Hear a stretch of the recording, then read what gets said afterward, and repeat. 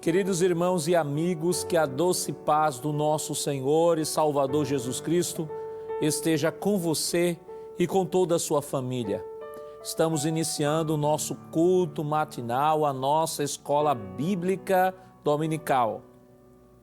Queremos agradecer a você, meu amigo, minha amiga, meu irmão, minha irmã, que está nos acompanhando neste momento através da Rede Brasil ou das redes sociais, seja aqui em nosso estado, seja em outros estados de nossa federação ou até mesmo em outros países. O nosso muito obrigado por nos dar a permissão de poder adentrar em sua casa, talvez até no seu trabalho ou nos dando uma carona no seu carro, não importa. O importante é que estamos juntos aqui para adorarmos ao Senhor e aprendermos a sua palavra nesta manhã. Compartilhe, você que está nos acompanhando através das redes sociais, compartilhe este link para os seus amigos, os irmãos, convide-os para juntos estarmos aqui nesta manhã em nossa escola bíblica dominical, adorando ao Senhor e aprendendo a sua palavra. Neste momento vamos curvar nossas cabeças, se você puder fazer isso, vamos orar ao Senhor e pedir a sua bênção toda especial para o nosso culto nesta manhã. Oremos. Pai, em nome de Jesus, nós te rendemos graças, Senhor, porque de um modo tão maravilhoso nós fomos formados. Te agradecemos pelo dom da vida, pela noite de paz e conforto que concedeste a cada um de nós, pela oportunidade de poder estar aqui nesta manhã, Senhor, diante da Tua presença para Te adorar, iniciando mais um dia da semana, o primeiro dia da semana, o culto, Senhor, o domingo, dia do Senhor. Estar juntos, ó Deus, aprendendo a Tua palavra, não há como descrever tão grande privilégio que dás a cada um de nós. Queremos pedir agora uma bênção toda especial em favor de todos aqueles que estão nos acompanhando e que estão sendo alcançados através da Rede Brasil, Senhor, seja através aqui do canal, seja através das redes sociais. Continua estendendo as Tuas mãos, nos dá um culto nesta manhã abençoado para a glória e honra do Teu nome. Fala aos nossos corações, abençoa o nosso pastor presidente, a todos os dirigentes de escola, professor e alunos que neste dia, Senhor, estão reunidos em todas as escolas dominicais ao redor de nosso estado. Continua abençoando os Teus filhos. Em nome de Jesus, nós pedimos hoje para todos sempre. Amém. Queridos irmãos, vamos adorar ao Senhor nesta manhã. Vamos convidar o evangelista irmão Josadark Aquino para adorar ao Senhor com os hinos congregacionais.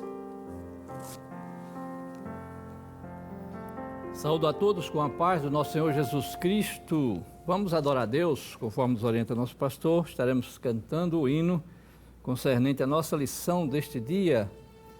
É o hino 45 da nossa harpa, Redentor Onipotente.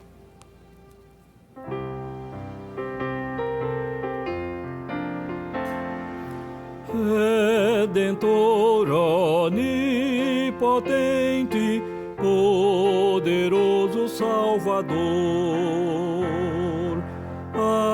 advogado onisciente, é Jesus meu bom Senhor. Oh, amante da minha alma, Tu és tudo para mim.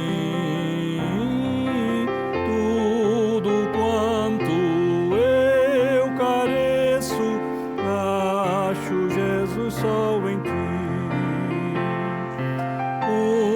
abrigo sempre perto para todo pecador,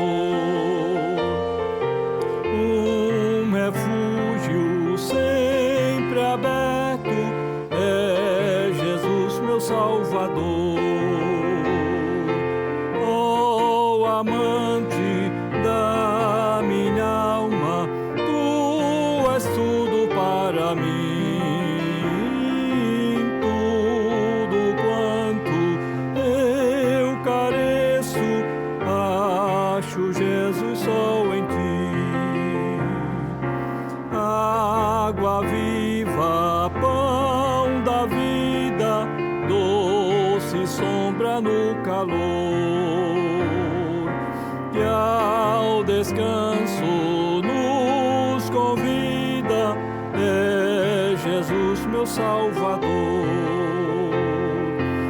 Oh, amante da minha alma, tu és tudo para mim, tudo quanto eu careço, acho Jesus só em ti. Ó Cordeiro imaculado, que seu sangue derramou, meus pecados expiando, a minha alma resgatou. Oh, amante da minha alma, tu és tudo para mim, tudo quanto eu careço, acho Jesus só em ti.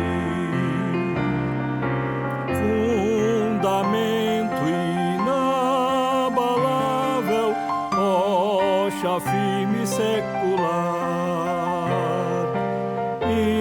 infalível, imutável, quem mo poderá tirar? Oh, amante da minha alma, tu és tudo para mim, tudo quanto eu careço, acho Jesus só em ti. O caminho que seguro sempre para o céu conduz, quem a Cristo pronto segue, quem tomar a sua cruz. Oh, amante da minha alma, tu és tudo para mim, tudo quanto eu careço, acho Jesus só em ti.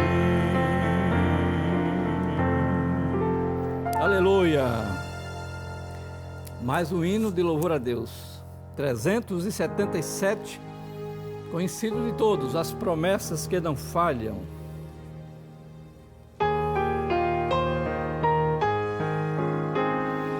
De Deus as santas promessas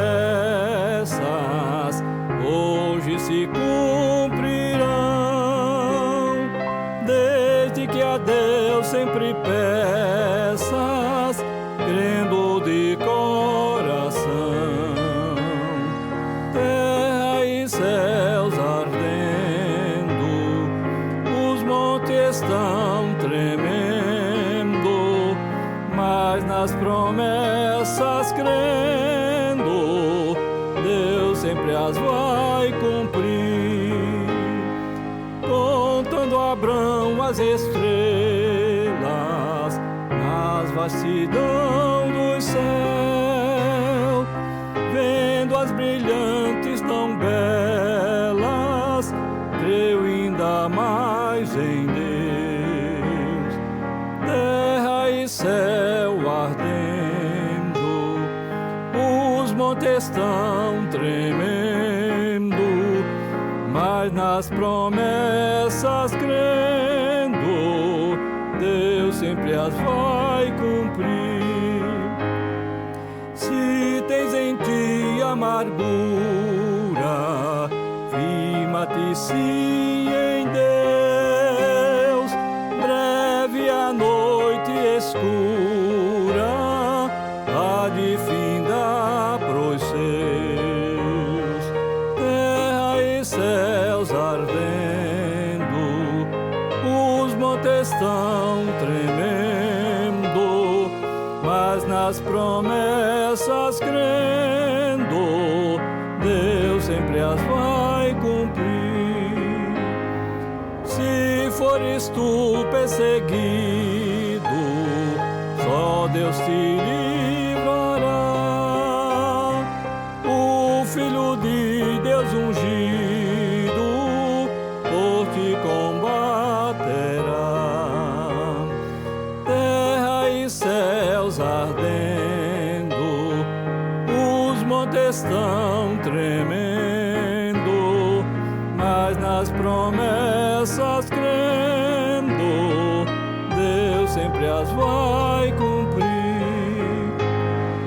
Se os teus se tornam inimigos, querem te abandonar, Cristo, melhor dos amigos, quer ao teu lado estar. Terra e céus ardendo, os montes estão tremendo, mas nas promessas crendo, Deus sempre as vai cumprir. Crê, pois a fé alivia teu sofrimento e dor. Quem nas promessas confia, no céu dará louvor. Terra e céus ardendo, os montes estão tremendo, mas nas promessas crendo, Deus sempre as vai cumprir. Aleluia.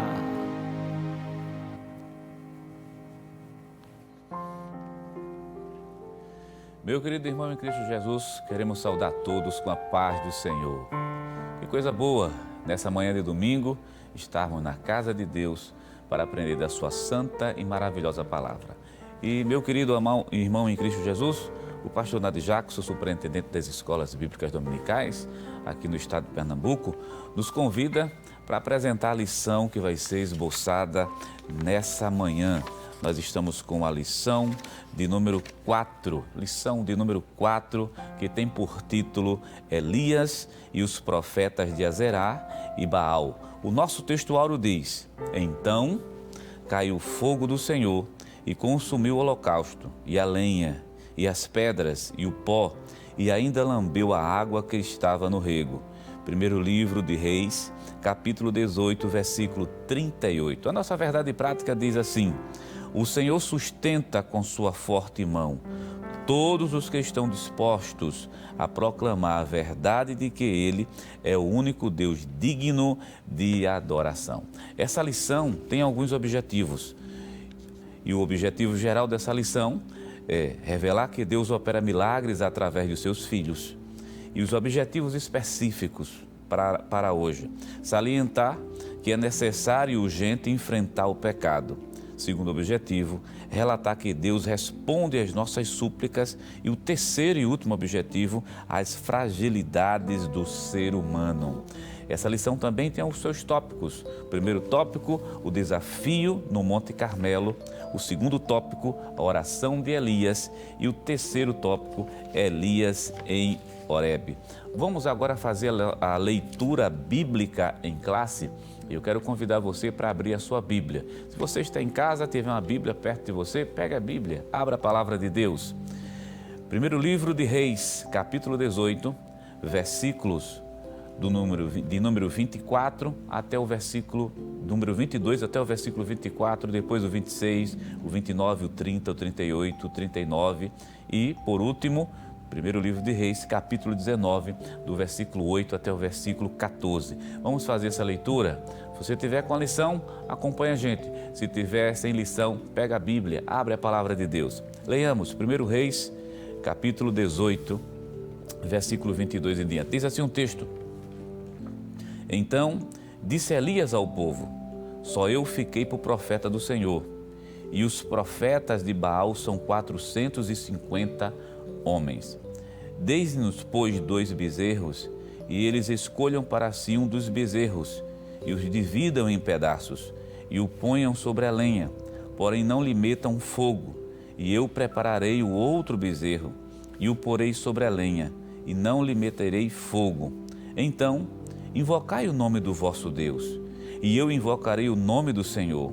E há de ser de que o Deus que responder por fogo, esse será Deus.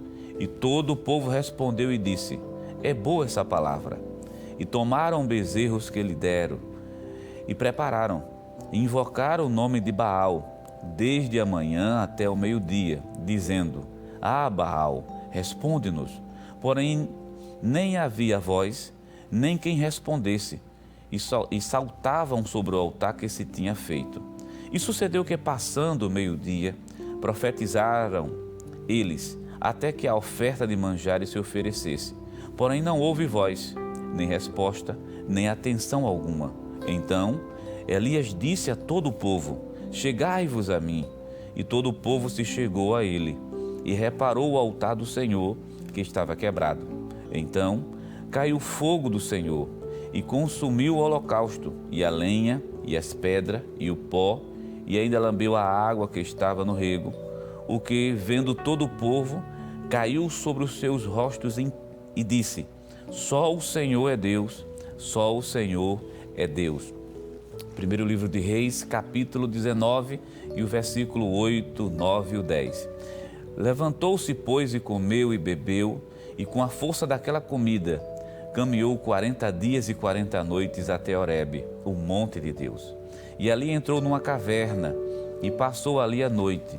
E eis que a palavra do Senhor veio a ele, e lhe disse: que fazes aqui, Elias? E ele disse: tenho sido muito zeloso pelo Senhor, Deus dos exércitos, porque os filhos de Israel deixaram o teu concerto, derribaram os teus altares e mataram os teus profetas à espada. E eu fiquei só, e buscam a minha vida para me tirarem. E ele lhe disse: sai para fora e põe-te neste monte perante a face do Senhor. E eis que passava o Senhor como também um grande e forte vento, que fendia os montes e quebrava as penhas diante da face do Senhor. Porém o Senhor não estava no vento. E depois do vento, um terremoto. Também o Senhor não estava no terremoto. E depois do terremoto, um fogo. Porém também o Senhor não estava no fogo. E depois do fogo, uma voz mansa e delicada.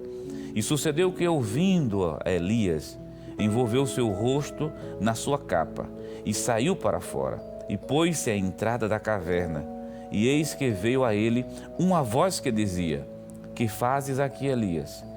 E ele disse: eu tenho sido extremo zeloso pelo Senhor, Deus dos exércitos, porque os filhos de Israel deixaram o teu concerto, derribaram os teus altares, mataram os teus profetas à espada, e eu fiquei só, e buscam a minha vida para me tirarem. Querido irmão em Cristo Jesus, depois da leitura oficial dessa manhã, vamos orar a Deus, vamos falar com o Senhor da glória, vamos chegar diante dEle. Você que está em casa, chegue diante de Deus com o coração contrito, quebrantado, sabendo que Deus, Jeová dos exércitos, ouve as orações dos seus filhos. Vamos orar nesse momento? Vamos pedir a Deus a sua graça? Meu querido irmão, Deus tem uma palavra para o teu coração nesse dia de domingo. Oremos ao Senhor. Senhor nosso Deus, Senhor nosso Pai, queremos te agradecer, pois a tua palavra, meu Deus, foi lida nessa manhã. Senhor da glória, teu Espírito Santo, o verdadeiro professor, verdadeiro mestre, que venha usar o teu servo nessa manhã para alimentar nossas almas, vem falar aos nossos corações, vem nos ajudar, Senhor. Queremos aprender mais de Ti, somos dependentes do Senhor. Tem piedade das nossas almas, nos conforta, queremos sentir a Tua presença, queremos aprender a Tua palavra, queremos chegar mais junto de Ti, queremos estar mais perto, queremos acertar, nos ajuda a acertar. Tem misericórdia de nós. Pai, nós pedimos a Tua bênção e a Tua proteção e a Tua palavra. Recebe, meu Deus, a nossa oração, a oração de agradecimento que nós chegamos diante de Ti, te agradecendo já por tudo que tu tens feito em nossas vidas e pelas coisas que tu ainda has de fazer. Queremos te agradecer no nome santo e poderoso de Jesus. Amém. Amém. Querido irmão em Cristo Jesus, todo culto é composto pela leitura da palavra, pelos hinos, mas também pela oferta. O ato de ofertar também é um ato de adoração a Deus. E eu quero convidar você para abrir a sua Bíblia. Você que tiver uma Bíblia próximo a você, abra a palavra de Deus. Vamos ler um versículo que mostra que a oferta também é um ato de adoração. Segundo o livro aos Coríntios, capítulo 9, e o versículo 7. Veja como diz a Bíblia, a palavra de Deus. Diz assim: cada um contribua segundo propôs no seu coração, não com tristeza ou por necessidade, porque Deus ama ao que dá com alegria. Observe a última sentença desse versículo. Deus ama aquele que dá com alegria. Então, se você pode fazer esse trabalho nessa manhã, faça com amor, faça com dedicação, faça com alegria. Deus ama aquele que dá com alegria. E a Igreja Evangélica Assembleia de Deus, aqui no estado de Pernambuco, pensando justamente nessa necessidade, pois estamos passando um problema muito difícil em relação à pandemia, o mundo está vivenciando, então ela disponibilizou alguns canais que facilitam essa hora da oferta. Você está vendo na sua tela o sinal do QR Code. Você pode apontar a câmera do seu celular e você vai ser redirecionado a uma página da igreja, a página que vai aparecer justamente aí nesse momento, www.eadprplay.org.br. Quando você abrir essa página, entre várias opções que ela tem, existe um botão lá em cima que tem assim, quero contribuir. Você clica nele e você vai ser encaminhado a outra seção do site. E você vai ver que você pode fazer uma contribuição, você pode dar seu dízimo, você pode dar sua oferta, você pode dar uma contribuição para missões, você pode também dar uma contribuição para o setor de comunicação, para o serviço social da igreja. Observe que tudo aquilo que a igreja está fazendo, disponibilizando esses canais, é para o bem justamente da obra. Existem também outras opções, que são as contas. A gente tem o PayPal e também tem o PagSeguro. Principalmente para quem está fora do Brasil, pode se utilizar. Para quem está dentro também, e temos também as contas da igreja, né? Tem a conta da Caixa Econômica Federal, o Banco do Bradesco e o Banco do Brasil. Lembrando que todo depósito tem que ser feito em nome da Igreja Evangélica Assembleia de Deus, em Pernambuco, e embaixo está aí o CNPJ, como aparece justamente na sua tela nesse exato momento. E também outra coisa que veio facilitar muito, outro recurso, né, é o Pix. E a chave para fazer a transferência do Pix é justamente o CNPJ da Igreja Evangélica Assembleia de Deus em Pernambuco, da mesma forma como está aparecendo aí na sua tela. Então, meu querido irmão em Cristo Jesus, esses são os canais que a igreja tem disponibilizado para facilitar o seu ato de ofertar, que lembre, também é um ato de adoração a Deus. E nesse momento, vamos falar com o Senhor, vamos chegar diante dEle. Se você está em casa, se está desempregado, Jesus abre porta de trabalho. Vamos orar para que Deus aumente o pão dos seus filhos. Deus tudo pode fazer. Deus tem uma palavra para você nessa manhã. Te anima, homem de Deus. Deus está contigo. Vamos orar ao Senhor. Deus é o dono do ouro, da prata e de todas as portas de emprego. Oremos a Deus nesse momento. Pai eterno, Rei da glória, recebe, meu Deus, a nossa adoração, que nesse momento os teus filhos estão fazendo, por intermédio também de suas ofertas. Recebe a adoração do Pai. Abençoa esse que nesse momento está de joelho, clamando, rogando pela porta de trabalho. Esse que está passando necessidade, que está em casa. Senhor, usa de misericórdia, aumenta o pão dos teus filhos. Nós cremos em Ti, Tu és o dono do ouro, Tu és o dono da prata, Tu és o dono de tudo, de todas as portas de emprego. Entra com intervenção na vida desse que está clamando a Ti nesse momento, nessa manhã de domingo. Pai eterno, nós fazemos isso nesse momento agora e já queremos Te agradecer e crendo que Tu é o Deus, Jeová dos Exércitos, que está sempre a favor dos Teus filhos. Senhor, meu Deus, recebe a nossa adoração no nome santo e poderoso de Jesus.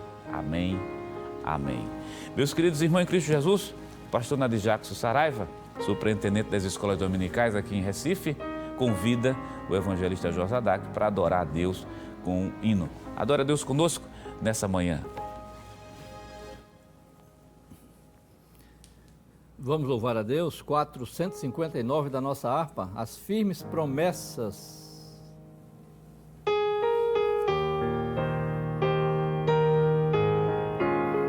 De Deus muito firmes são as promessas, mais firmes que as montanhas são. Quando o socorro terrestre cessa, os de Deus não falharão. De Deus muito firmes são as promessas, falhando tudo não falharão.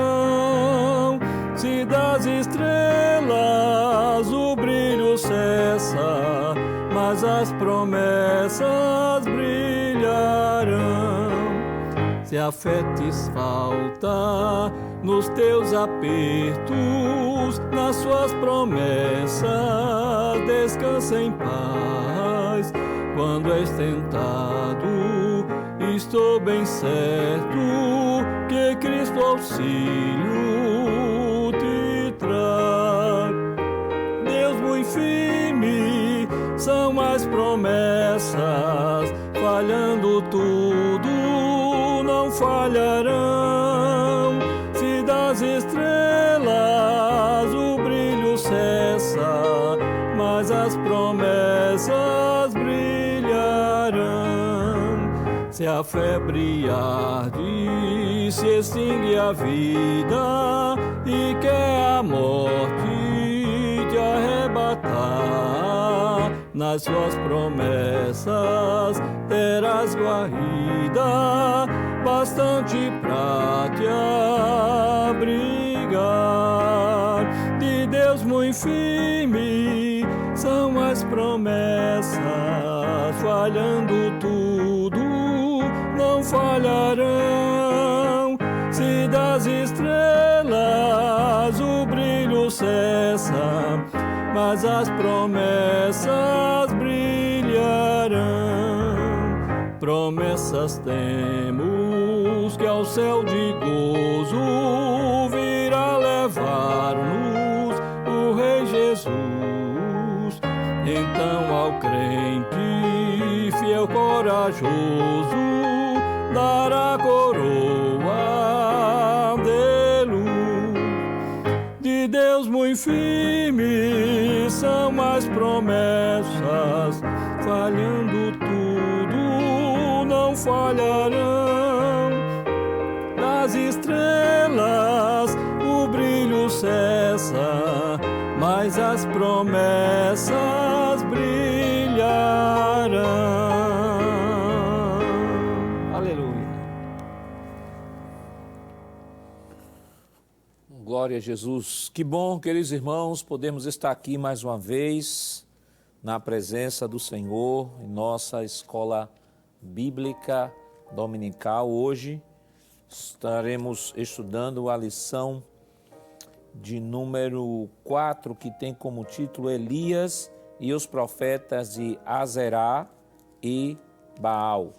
O texto áureo da nossa lição, ele está escrito no livro do primeiro livro dos Reis, no capítulo 18, versículo 38, que diz: Então caiu fogo do Senhor e consumiu o holocausto e a lenha e as pedras e o pó, e ainda lambeu a água que estava no rego.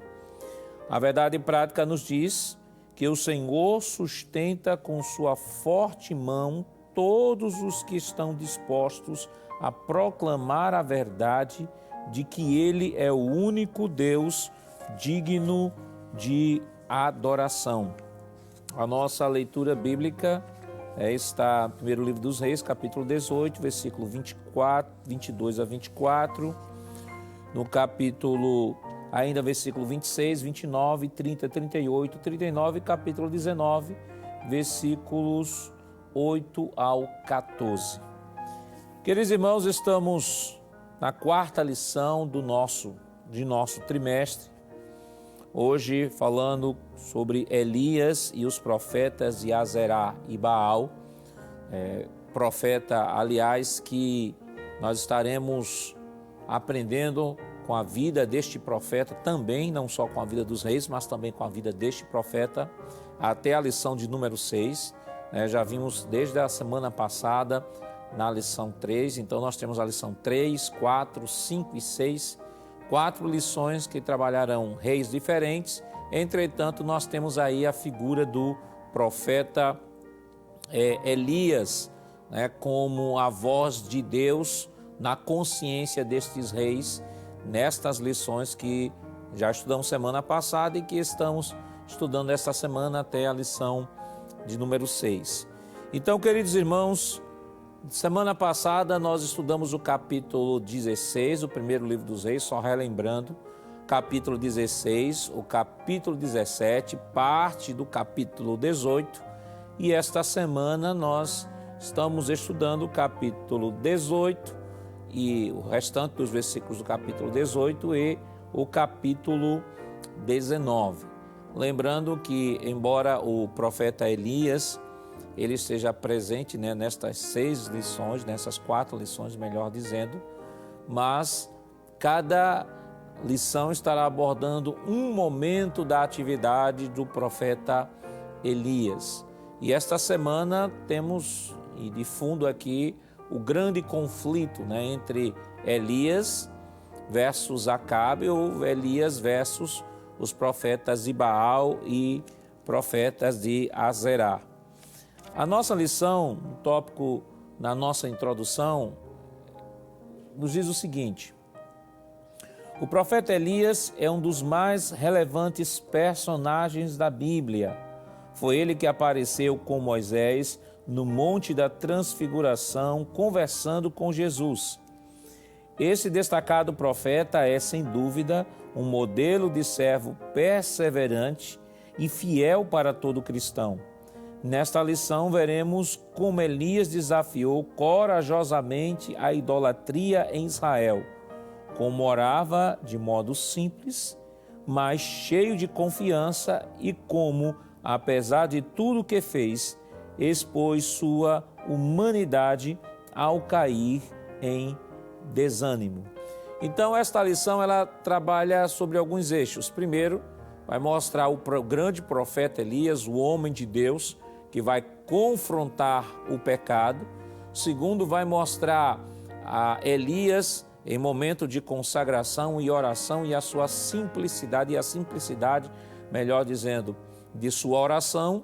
E nós vamos também olhar um outro lado do profeta Elias, não aquele profeta cheio do Espírito, realizando milagres, mas aquele profeta humano, tão sensível como qualquer outro homem e sujeito, como diz Tiago, que nós vamos ver ainda esse texto ainda hoje, dizendo que ele é sujeito às mesmas paixões, até porque, mesmo sendo um profeta utilizado por Deus, mesmo sendo um profeta bem destacado no Antigo Testamento, pelas obras que Deus realizou por meio de sua vida, mas a Bíblia ela é tão imparcial, a Bíblia ela é tão clara, que mostra não só os grandes momentos dos homens de Deus, dos servos de Deus escolhidos por Ele, mas também mostra o momento de suas fragilidades, o momento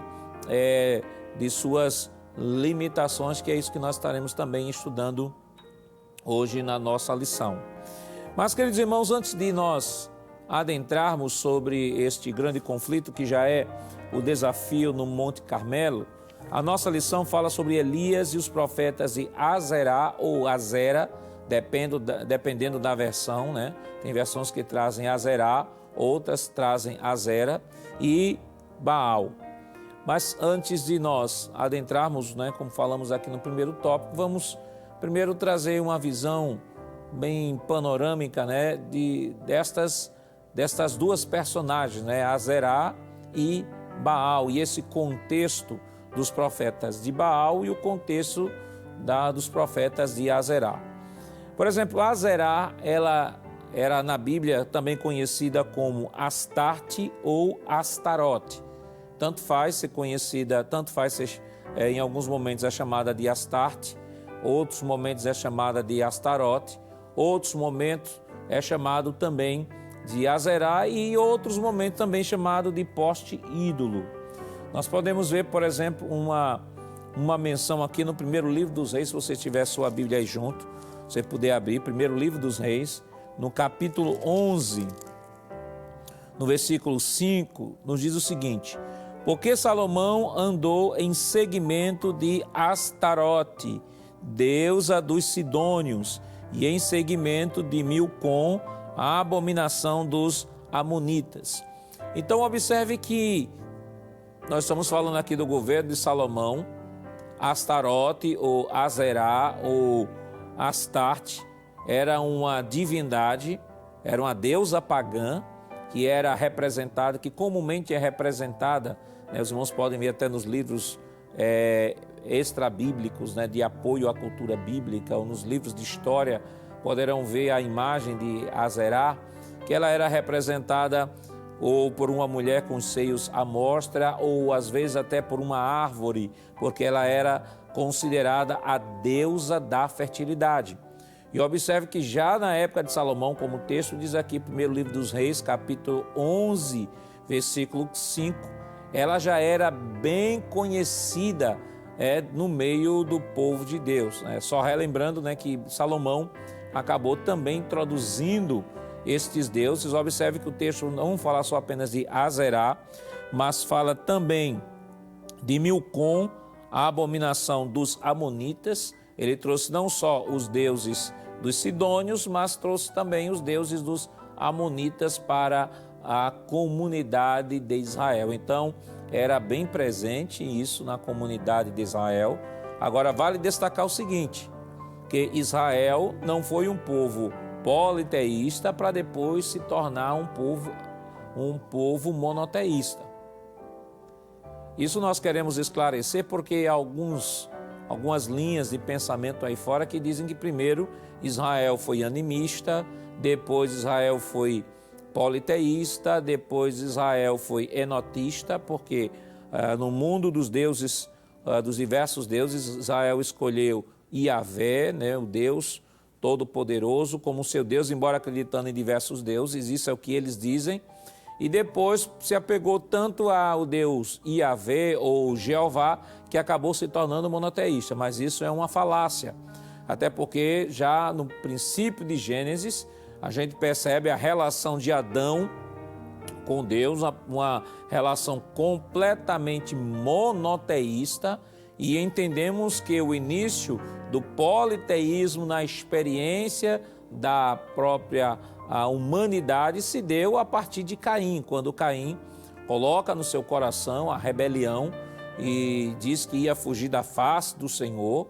Em outras palavras, ele não queria mais se submeter ao governo de Deus, queria tomar os seus próprios caminhos, e acreditamos que a partir de Caim é que vem é introduzido na experiência humana a experiência de diversos deuses.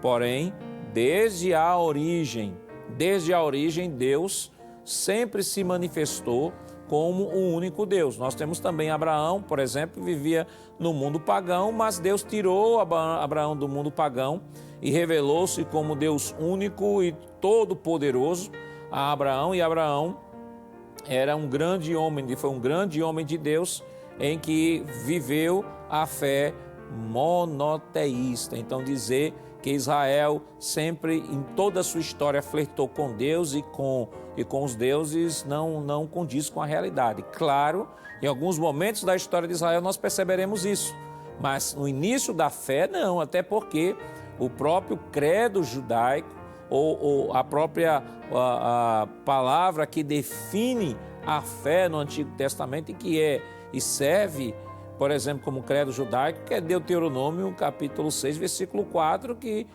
é o credo judaico, que vai dizer: ouve Israel, o Senhor é teu único Senhor.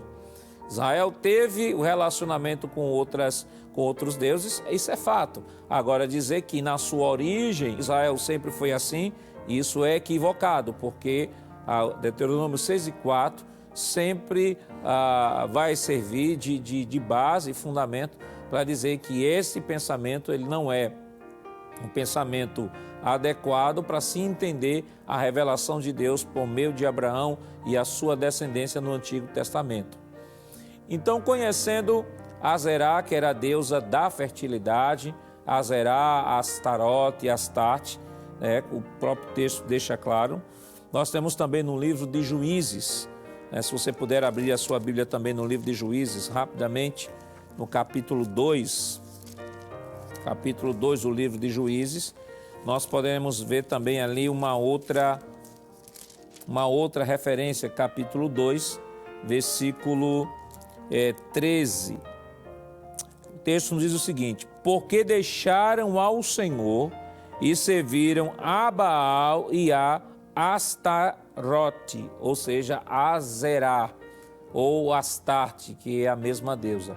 Ou seja, Baal era a versão masculina do deus do trovão, do deus do fogo, do deus da chuva, e a Azerá era a sua consorte, ou era a deusa da fertilidade, que trabalhavam interagindo. Então, já estava assim na experiência do povo de Israel, embora que essa experiência se deu quando Israel acabou deixando o caminho do Senhor e começou a abraçar outros deuses. Um outro deus também que é citado no tema da nossa lição, nós falamos sobre Azerá, que é a deusa da fertilidade, que é conhecida como Astarte e Astarote, mas também há outro deus chamado Baal. E quem é Baal? Baal, o vocábulo significa senhor, possuidor ou marido. Quando os israelitas entraram em Canaã, notaram que cada trecho da terra tinha sua própria divindade. Ou seja, a Baal ele é apresentado sob diversas formas e dependendo da região havia um tipo de Baal.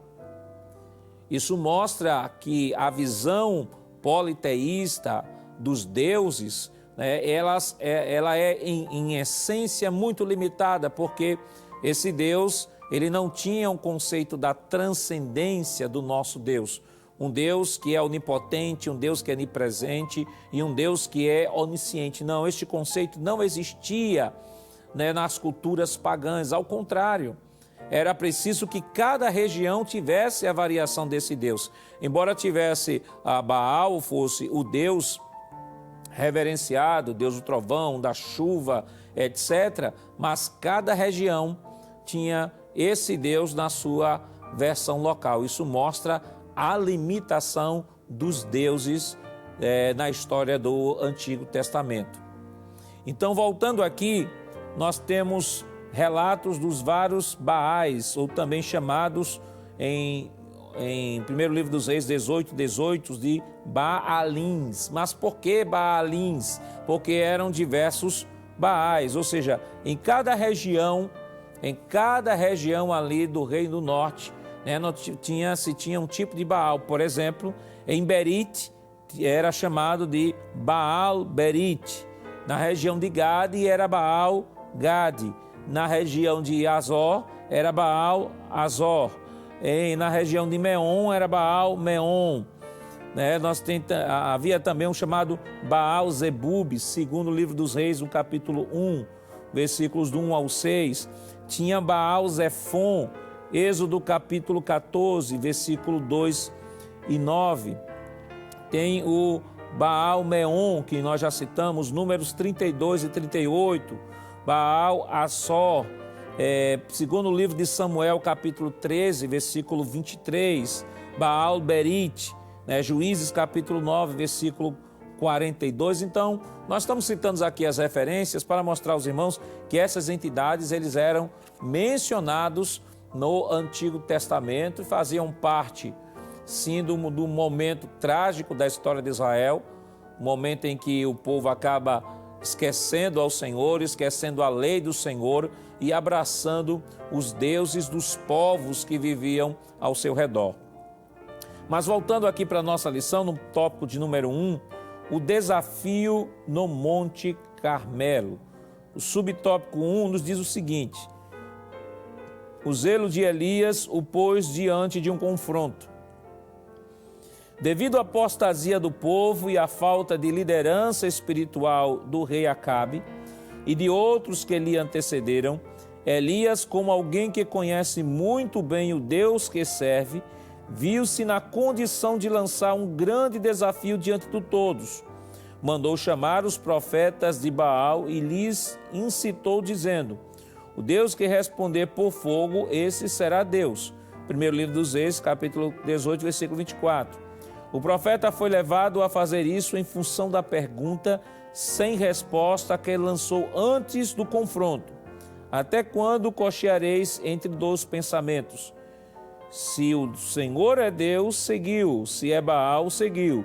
O povo não tinha resposta para esta pergunta, porque estava em dúvida sobre quem de fato era o verdadeiro Deus. Observe, aquele momento em que o profeta Elias chega diante do povo, orientado por Deus, e a gente vai ver isso, que na própria oração ele admite isso, que esse desafio não foi um ato de soberba de Elias, dizendo assim: eu sou profeta e vou mostrar a vocês que Deus é na minha vida. Não, de forma alguma. Havia uma grande missão que Deus havia dado ao profeta. O profeta, como nós sabemos por definição, é aquele que recebe a mensagem de Deus e leva essa mensagem ao povo. Enquanto que o sacerdote leva o povo a Deus, o profeta leva a Deus ao povo. Em todo momento de crise, isso não só neste momento histórico aqui da nação de Israel, mas em todo momento de crise, de apostasia espiritual, Deus sempre levanta um profeta. E Deus, neste momento, nós já estudamos semana passada, Deus levanta o profeta Elias para trazer uma palavra de consciência ao rei Acabe, para confrontá-lo em seu pecado. E quando Elias chega diante do povo, e pergunta ao povo a quem o povo queria servir, se a Deus ou se a Baal, o povo nem responde a Deus e nem responde a Baal, mostrando que o povo estava em dúvida sobre quem de fato eles iriam servir. Mas já o aparecimento da dúvida já é um grande sinal de queda, porque Israel tinha consciência do Deus que havia formado o seu povo, de toda a sua história, de ter saído do Egito, da operosidade de Deus no meio do povo. Israel só era o que era por causa do Senhor Deus. Só o fato de cochear ou de ficar em dois pensamentos, isso já era suficiente para ser interpretado como apostasia, porque Israel não tinha motivos nenhum de abraçar outro Deus a não ser o Senhor. E o profeta Elias, com toda certeza, deve ter se chocado com esta informação e, inspirado por Deus, lançou este desafio aos profetas de Azerá e aos profetas de Baal. Aliás, os profetas de Azerá e os profetas de Baal eram profetas que viviam à custa do próprio Estado de Israel. Eles eram pagos pelo Estado de Israel para servirem a Azerá e servirem a Baal. Eram pessoas que tinham seu tempo voltado exclusivamente para a propagação da apostasia em Israel. Lembrando que Jezabel já havia matado muitos dos profetas do Senhor, e agora havia importado os profetas de Azerá e profetas de Baal de outros países para compor o seu grande clã da apostasia. E o povo havia sofrido uma influência muito grande desta apostasia, de sorte que estavam tão paralisados com esta injeção do pecado, da apostasia, que não sabiam nem dizer sim e nem dizer não. E aí foi preciso a intervenção direta de Deus por meio de um profeta. No tópico de número 2, nos diz o seguinte, subtópico 2 do ponto 1, diz assim: o problema de não saber a quem adorar. Este triste dilema espiritual se faz presente todas as vezes que o povo de Deus se envolve com a idolatria, pois os que adoram ídolos não conseguem enxergar o verdadeiro amor e cuidado divinos, uma vez que, a despeito de terem todas as características da divindade, estes pretensos deuses não passam de ilusão inventada pelo homem. Entretanto, mesmo sendo falsos, esses ídolos exercem muita força e influência sobre o coração do homem, tornando-o tão ignorante quanto eles próprios. Se você puder abrir a sua Bíblia no livro dos Salmos, Salmos de número 135, veja o que é o que o salmista fala a partir do versículo 15. Ele diz assim: os ídolos das nações são prata e ouro, são obra das mãos dos homens. Tem boca, mas não falam, tem olhos, mas não veem, tem ouvidos, mas não ouvem, não há respiro algum em sua boca. Semelhante a ele se tornem todos os que fazem e todos os que confiam neles. O salmista do Salmo 135, ele faz uma descrição dos deuses das nações, que é justamente os deuses que as nações estavam trazendo para dentro de Israel. Primeiro ele faz uma descrição e vai dizer que, primeiro que estes deuses, eles são esculturas, são obras de arte produzidas pela imaginação humana. Segundo, esta obra de arte produzida pela imaginação humana é uma obra inanimada, ou seja, ela não vê, ela não fala, ela não ouve, ela não anda, ela não produz nenhuma reação. Logo, se não fala, não vê, não anda, não produz nenhuma reação, como pode ouvir aqueles que se dirigem a eles. Um outro fato que é atestado por esse Salmo 135, que é ainda pior, que diz assim: tornam-se iguais a eles os que o adoram, os que o reverenciam.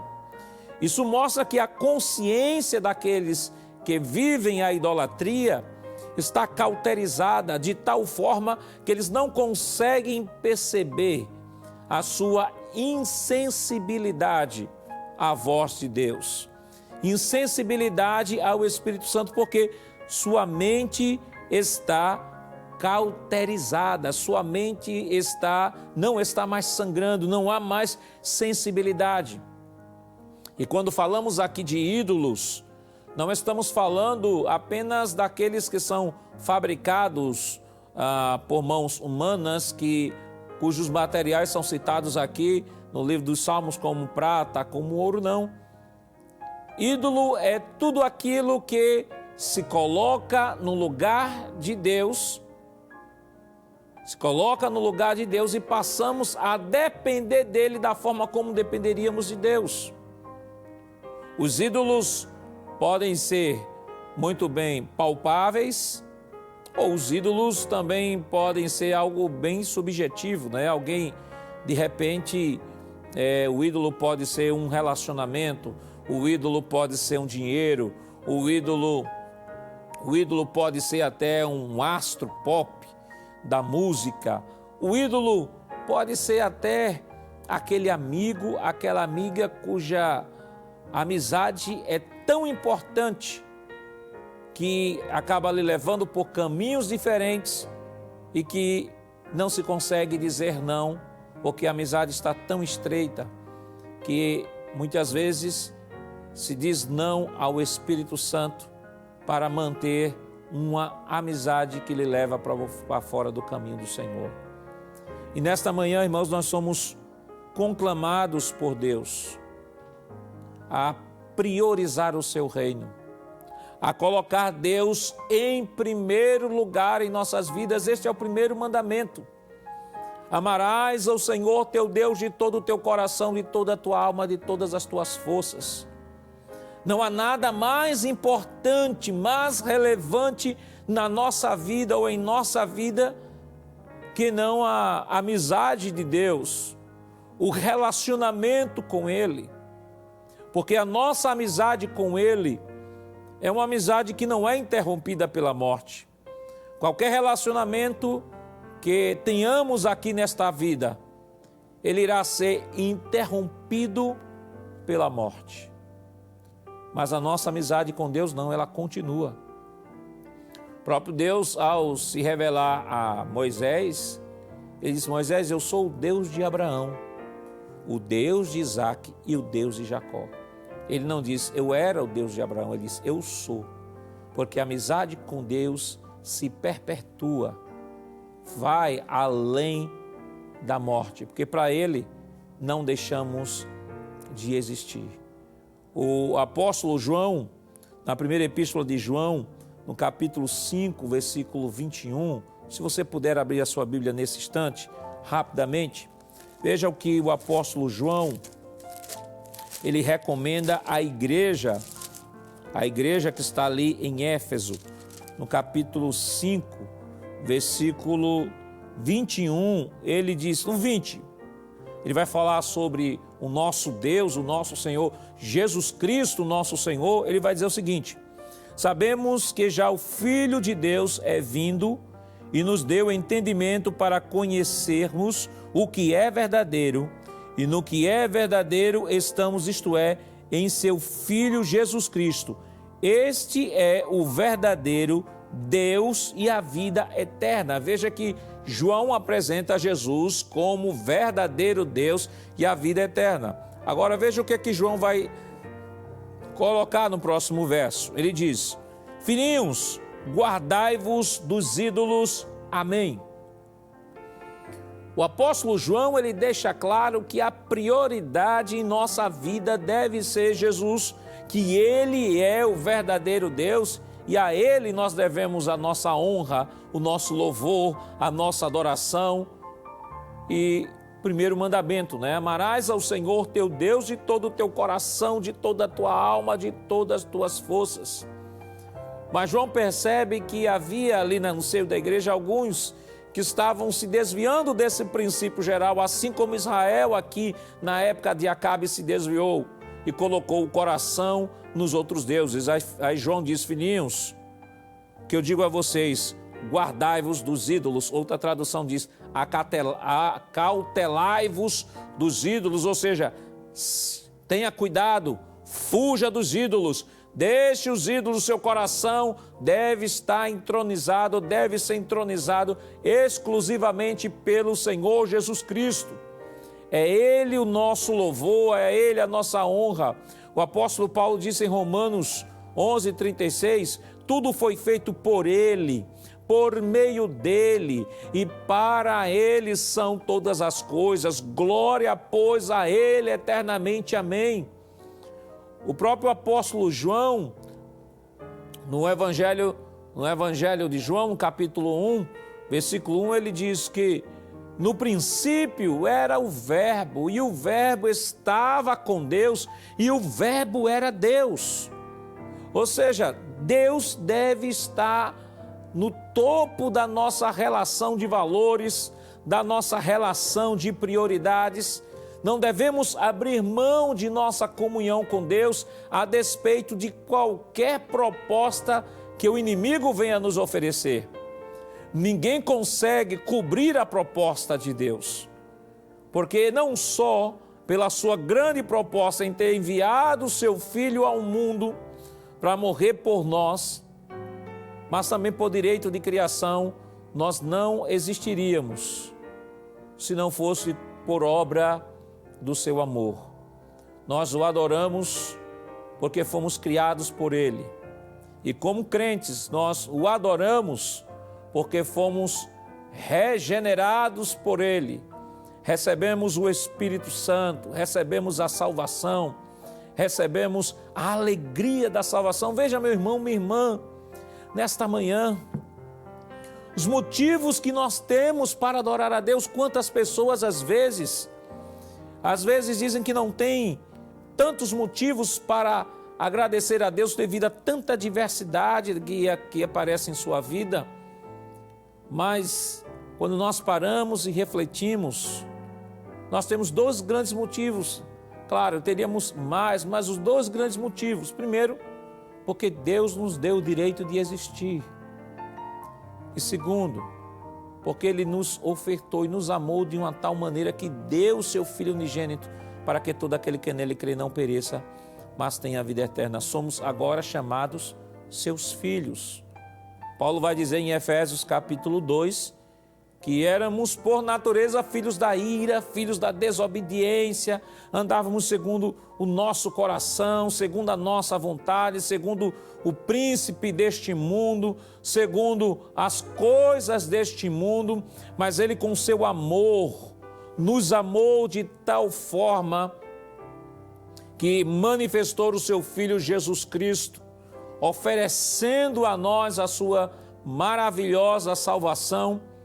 E nós que antes éramos, por natureza, filhos da ira, agora somos chamados família de Deus, povo de Deus, lavoura de Deus, geração eleita, sacerdócio real. Que coisa maravilhosa! Glorifique a Deus nesta manhã, pelo que Ele tem feito por mim, por você, por tudo que Ele tem feito em nossa vida.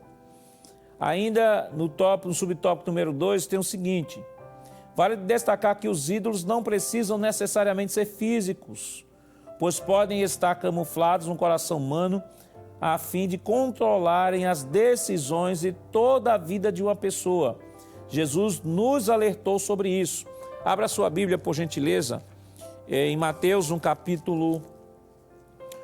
capítulo 6, o Evangelho segundo escreveu o evangelista Mateus. Mateus no capítulo 6, versículos 15 ao 21. Mateus capítulo 6, versículos 15 ao 21, diz o seguinte. Mateus capítulo 6, versículo 21 ao 24, que diz o seguinte: porque onde estiver o vosso tesouro, aí estará também o vosso coração. A candeia do corpo são os olhos, de sorte que, se os teus olhos forem bons, todo o teu corpo terá luz.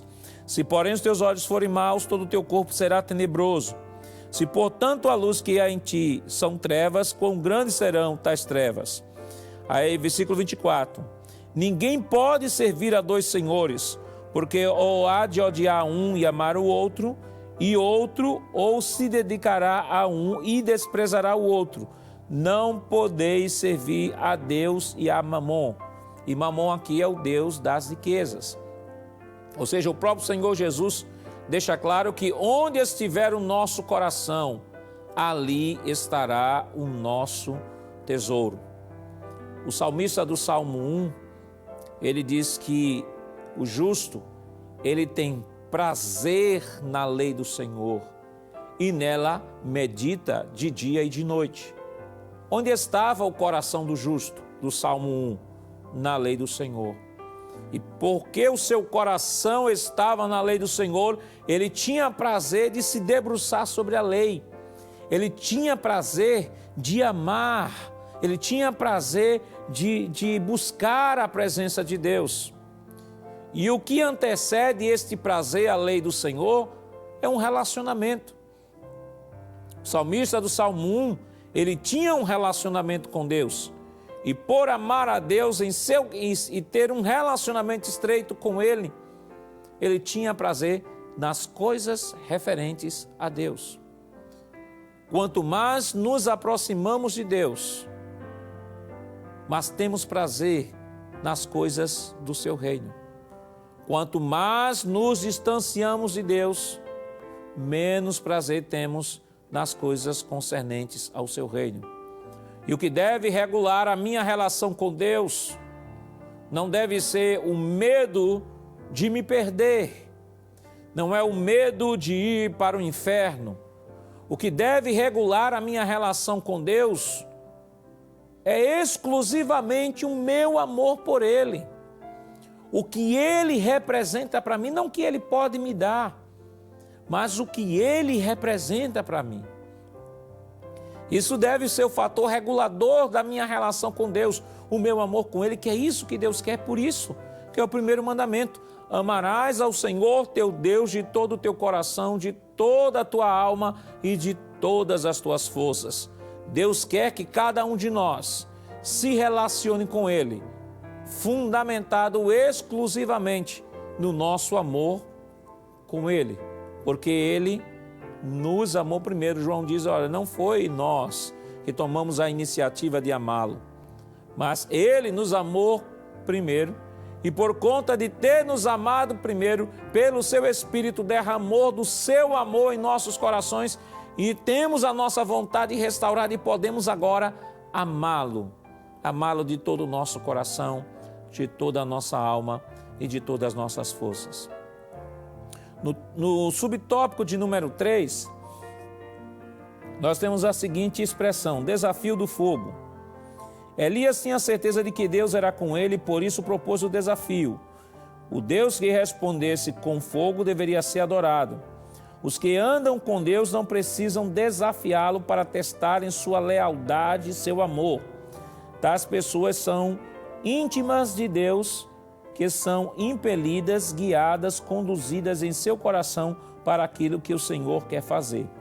E é bem interessante o que o autor coloca aqui, é que aqui nós temos uma situação atípica, né? Não é uma situação corriqueira, é uma situação atípica. Nós temos aqui um povo em apostasia, que conhecia o Senhor, e que agora, inspirado por Deus, o profeta desafia os profetas. Não quer dizer em nenhum momento que todos os instantes em que estivermos passando por alguma adversidade, tenhamos que testar a Deus. Há pessoas que são tão frágeis na fé, que às vezes precisam, Senhor, será que Tu está comigo? É claro, a natureza humana muitas vezes nos faz, e nós vamos ver isso, nos faz muitas vezes até cairmos em algumas situações de até questionarmos se Deus de fato está ao nosso lado. Mas isso são momentos bem pontuais e que não pode servir de regra para que possamos dizer assim, Senhor, prova que Tu estás comigo fazendo isso. Não, a própria palavra, ela já é clara, o Senhor Jesus disse, eis que estarei convosco todos os dias até a consumação dos séculos. Independentemente de eu sentir que Jesus está ou não comigo, independentemente de eu ter esta sensação de que Ele está ou não comigo, eu tenho que compreender que Ele está comigo porque Ele disse que estaria e Ele é fiel. A minha relação com Deus não deve estar baseada e não deve ser baseada naquilo que eu sinto, porque o coração do homem também é enganoso. Quantas vezes nós nos acordamos com vontade de orar, de cantar, de ler a Bíblia, e outros momentos parece que essa vontade nos foge e não temos tanto prazer às vezes e nem vontade de orar, nem ler a Bíblia e muito menos de cantar ao Senhor. Mas isso quer dizer que nós nos desviamos? Não, isso faz parte da natureza humana. Nós temos duas naturezas dentro de nós. Nós temos a natureza decaída e temos a nova natureza que recebemos mediante a regeneração do Espírito. E o apóstolo Paulo fala isso lá no livro de Gálatas, no capítulo 5, versículos 16 e 17. Depois você pode ler aí, Gálatas 5, 16 e 17, vai mostrar a guerra que há entre essas duas naturezas. E porque existe esta guerra entre essas duas naturezas, é que eu não posso basear a minha relação com Deus no meu sentimento. Eu estou triste, então Deus me abandonou. Não, Deus está comigo. O Espírito Santo está comigo. O apóstolo Paulo diz em Romanos, no capítulo 8, versículo 28, que nós não sabemos como convém orar, mas o Espírito Santo intercede por nós com gemidos inexprimíveis. E o apóstolo Paulo continua dizendo, e Ele nos assiste nas nossas fraquezas. É no momento, meu irmão, minha irmã, que estamos fracos, é no momento que estamos deprimidos, é no momento que não temos forças, é no momento que não nos sentimos mais até crentes, em que o Espírito está ao nosso lado, assessorando, e o Espírito Santo está assistindo como médico assiste um paciente que está na UTI. É por isso que o nosso coração não deve ser o fator determinante da nossa relação com Deus. Se eu tiver vontade de orar, eu oro, mas se eu não tiver vontade de orar, eu vou orar também. Se eu estiver com vontade de cantar, eu canto. Se eu não tiver com vontade de cantar, também eu canto. Porque o meu estado emocional não pode determinar a minha relação com Deus. A vida cristã é baseada em princípios, não em sentimentos. A relação com Deus é baseada em princípios estabelecidos na palavra e não naquilo que eu sinto, naquilo que eu penso, naquilo que eu acho, não. O amor a Deus passa por nossa decisão. Eu decido amar. Não é algo de emoção, de algo do coração, mas é algo que passa pela razão. E é por isso que o apóstolo Paulo nos diz que o nosso culto, ele é racional. Romanos capítulo 12, versículo 1. O nosso culto racional não é o culto emocional, não é o culto da emoção, é o culto da razão, que envolve tudo, é claro. Nós não somos seres só racionais, somos seres emocionais e quando estamos na presença de Deus nos emocionamos. Mas não é essa emoção o fator primordial da nossa adoração, porque ela é inconstante. Mas a nossa razão não, porque a nossa razão está baseada em princípios, deve estar baseada em princípios. E aí a nossa adoração baseada exclusivamente nos princípios estabelecidos pela palavra.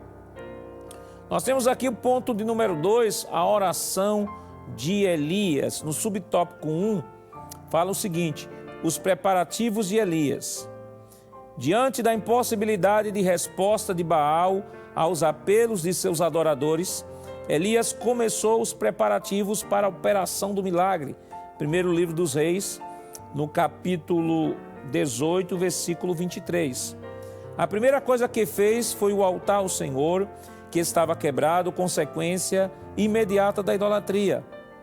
A seguir, juntou 12 pedras que simbolizavam as 12 tribos de Israel, cavou um rego em volta do altar, colocou a lenha, dividiu o bezerro em pedaços sobre a lenha e pediu para que derramasse 12 cântaros de água sobre o altar, de tal modo que ficasse totalmente encharcado o que estava nele e o rego em sua volta. Observe, temos agora o desafio, mas antes de orar, Elias precisou fazer alguns reparos, tomar algumas decisões que eram importantes para que ele pudesse oferecer o sacrifício de fato como Deus queria. Observe que o texto deixa claro que ele precisou reparar o altar, porque o altar já estava fendido, o altar já estava desprezado. Eu acredito que ninguém mais sacrificava sobre aquele altar, por isso aquele altar estava naquelas condições. E a primeira coisa que ele faz, ele repara o altar que estava quebrado. Antes de se consagrar ao Senhor, ele decidiu reparar o altar. Queridos irmãos, nesta manhã, para estar na presença de Deus, não basta apenas orar. Precisamos refletir, fazer uma retrospectiva na nossa vida e procurar saber como está o nosso altar. Nosso altar fala das coisas concernentes à nossa vida. Elias, ele teve que reparar o altar e reparou o altar com 12 pedras, não com 10 pedras. Ele estava no Reino do Norte, eram 10 tribos, mas ele reparou com 12. Isso mostra que Deus estava apontando para o povo, trazendo lições naquele ato de Elias, mostrando que o Deus das 10 tribos era o Deus das 12. Elias estava dando uma lição de unidade, estava dando uma lição de humildade, uma lição e uma reflexão de que o Deus da aliança havia feito a aliança com as 12 tribos de Israel. Depois ele tomou 12 pedras, versículo 31, versículo 32, edificou o altar, versículo 33, arrumou a lenha, dividiu o animal em várias partes, né? E o animal, ele separa o animal que vai oferecer a Deus do animal de Baal, porque as coisas para Deus são sempre separadas. Deus Santo exige de cada um de nós santidade. No nosso culto não pode haver emendas. O nosso culto não pode ser um culto sincrético. O nosso culto, ou o culto a Deus, deve ser um culto de acordo com aquilo que Deus estabelece. Não é um homem que diz como o culto deve ser realizado, é Deus quem diz. E Deus estabeleceu, através das leis cerimoniais do Antigo Testamento, como Israel deveria oferecer o seu culto, quais deveriam ser os animais, quem deveria oferecer, quando deveria oferecer e por que deveria oferecer. E aí Elias, ele organiza o altar, pega o animal, o holocausto, para oferecer o holocausto. Na verdade, o holocausto representava, antes de tudo, a consagração daquele que estava oferecendo a Deus. Era o mais perfeito de todos os sacrifícios e ele oferece ao Senhor. E o que eu acho mais interessante de tudo isso é que Elias acaba trazendo um desafio ainda maior, encharcando todo o holocausto, para mostrar que o Deus verdadeiro haveria de responder com fogo aquela sua oferenda, aquela sua oferta. E aí no ponto número subtópico 2, nos diz o seguinte: a oração de Elias foi simples e curta, contrastando com as súplicas dos profetas de Baal. Elias queria mostrar que, para Deus responder, não são necessárias cerimônias especiais, sacrifícios de mutilação, basta o exercício da fé no verdadeiro Deus. É relevante ressaltar que o profeta Elias, em sua oração, declarou diante de todo o povo a quem ele orava, que era o mesmo Deus dos patriarcas, Abraão, Isaque e Jacó, e que, pelo fato de ser um servo de Deus e estar cumprindo a vontade dele, tinha direito à manifestação divina como resposta.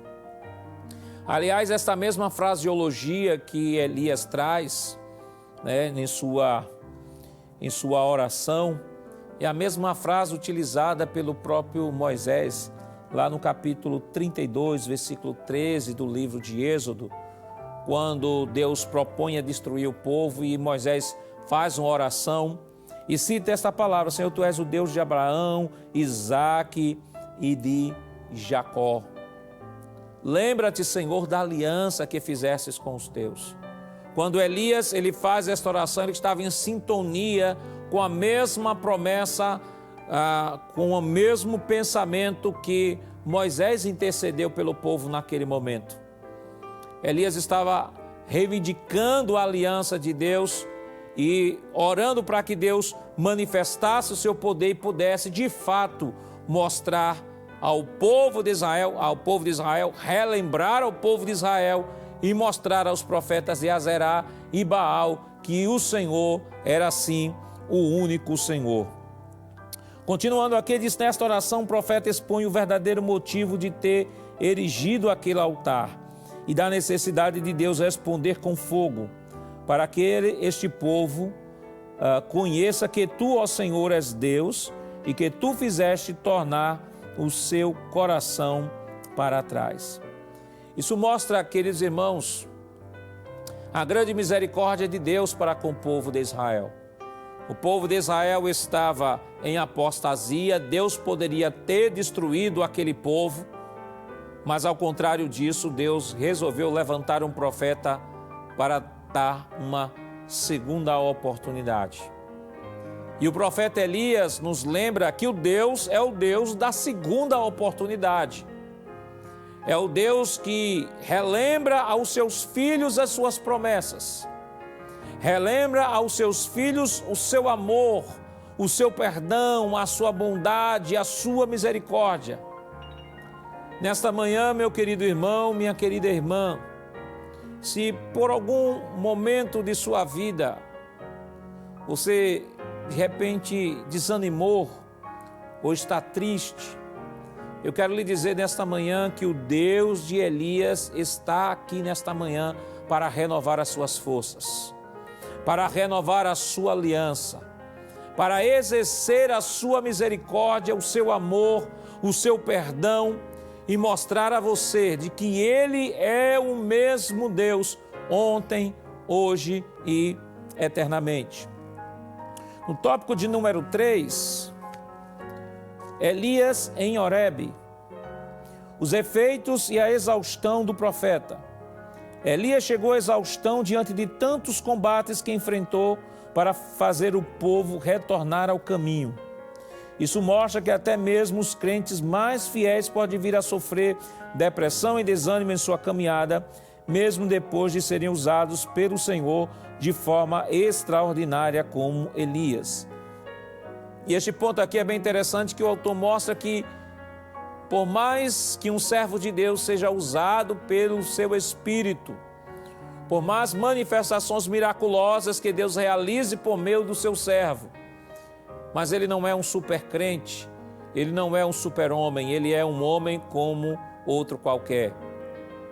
Aliás, pedir a morte não foi algo só da vida de Elias. Nós temos, por exemplo, Moisés também pediu a morte, Números capítulo 11, versículo 15.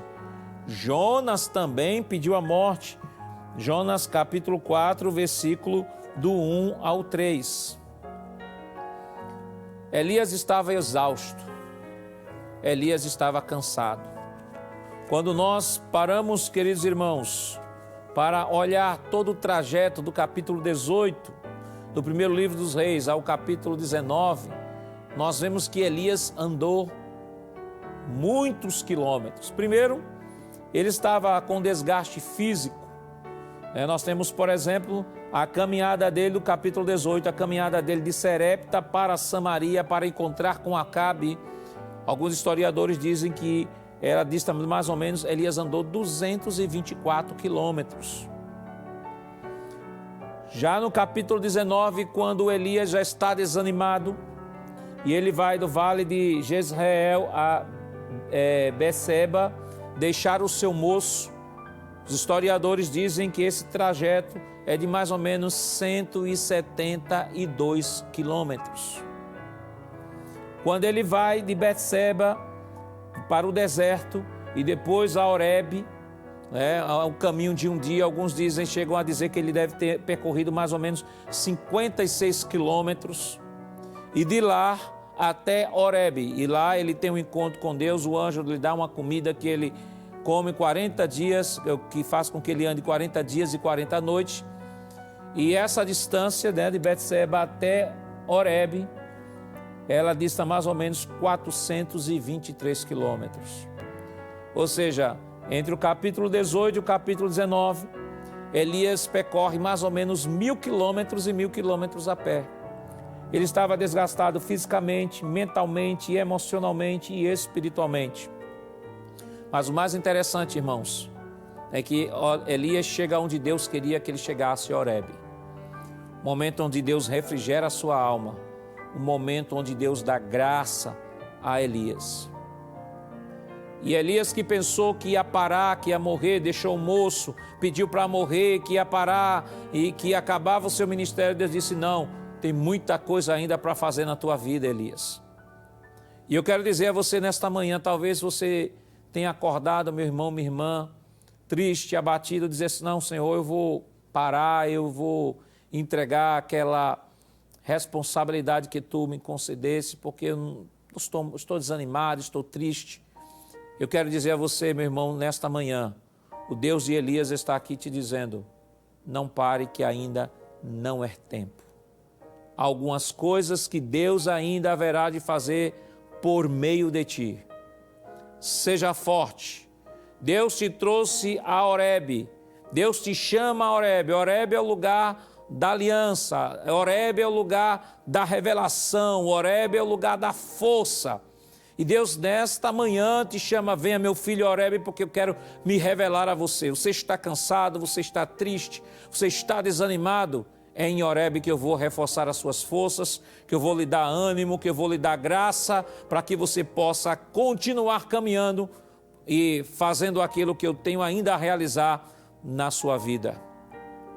Queridos irmãos, esta lição de hoje nos ensina primeiro a vivermos na aliança de Deus, vivermos a nossa comunhão com Deus. Segundo, esta lição desta semana, ela nos ensina o valor da oração na nossa vida.